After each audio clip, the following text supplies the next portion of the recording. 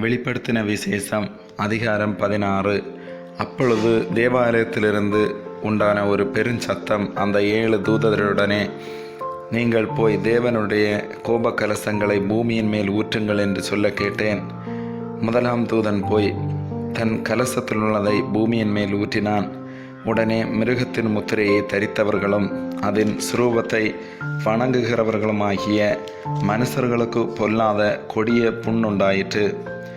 இரண்டாம் தூதன் தன் கலசத்தில் உள்ளதை சமுத்திரத்திலே ஊற்றினான். உடனே அது செத்தவனுடைய இரத்தம் போலாயிற்று. சமுத்திரத்தில் உள்ள பிராணிகள் யாவும் மாண்டு போயின. மூன்றாம் தூதன் தன் கலசத்தில் உள்ளதை ஆறுகளிலும் நீரூற்றுகளிலும் ஊற்றினான். உடனே அவைகள் இரத்தமாயின.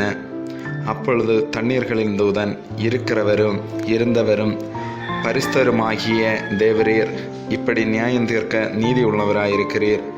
அவர்கள் பரிசுத்தவான்களுடைய இரத்தத்தையும் தீர்க்கதரிசிகளுடைய இரத்தத்தையும் சிந்தினபடியினால் இரத்தத்தையே அவர்களுக்கு குடிக்க கொடுத்தீர்.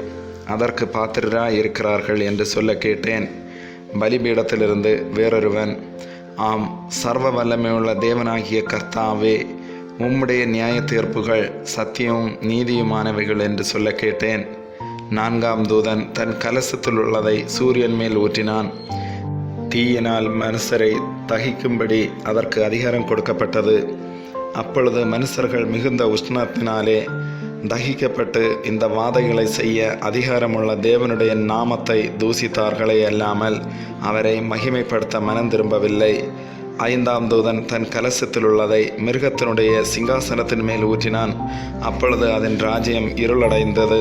அவர்கள் வருத்தத்தினாலே தங்கள் நாவுகளை கடிந்து கொண்டு தங்கள் வருத்தங்களாலும் தங்கள் புண்களாலும் பரலோகத்தின் தேவனை தூசித்தார்களே அல்லாமல் தங்கள் கிரியைகளை விட்டு மனம் திரும்பவில்லை. ஆறாம் தூதன் தன் கலசத்தில் உள்ளதை ஐப்ராத் என்னும் பெரிய நதியின் மேல் ஊற்றினான்.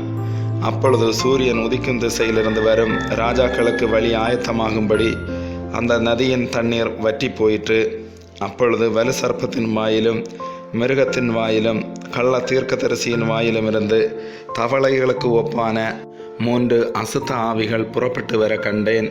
அவைகள் அற்புதங்களை செய்கிற பிசாசுகளின் ஆவிகள். அவைகள் பூலோகமெங்கும் உள்ள ராஜாக்களை சர்வ வல்லமையுள்ள தேவனுடைய மகா நாளில் நடக்கும் யுத்தத்திற்கு கூட்டி சேர்க்கும்படிக்கு புறப்பட்டு போகிறது. இதோ திருடனைப் போல் வருகிறேன். தன் மானம் காணப்படத்தக்கதாக நிர்வாணமாய் நடவாதபடிக்கு விழித்து கொண்டு தன் வஸ்திரங்களை காத்து கொள்ளுகிறவன் பாக்கியவான். அப்பொழுது எபிரேய பாஷையிலே அர்மகெதோன் எனப்பட்ட இடத்திலே அவர்களை கூட்டி சேர்த்தான்.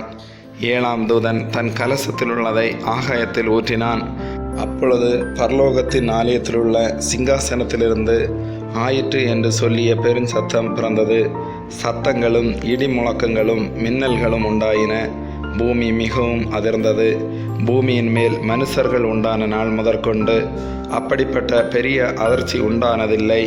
அப்பொழுது மகா நகரம் 3 பங்காக பிரிக்கப்பட்டது. புறஜாதிகளுடைய பட்டணங்கள் விழுந்தன. மகா பாபிலோனுக்கு தேவனுடைய உக்கிரமான கோபாக்கினியாகிய மதுவுள்ள பாத்திரத்தை கொடுக்கும்படி அது அவருக்கு முன்பாக நினைப்பூட்டப்பட்டது. தீவுகள் யாவும் அகன்று போயின. பர்வதங்கள் காணப்படாமற் போயின. தாளந்து நிறையான பெரிய கல்மழையும் வானத்திலிருந்து மனுஷர் மேல் விழுந்தது. அந்த கல்மழையினால் உண்டான வாதை நிமித்தம் மனுஷர்கள் தேவனை தூசித்தார்கள். அந்த வாதை மகா கொடிதாயிருந்தது. ஆமேன்.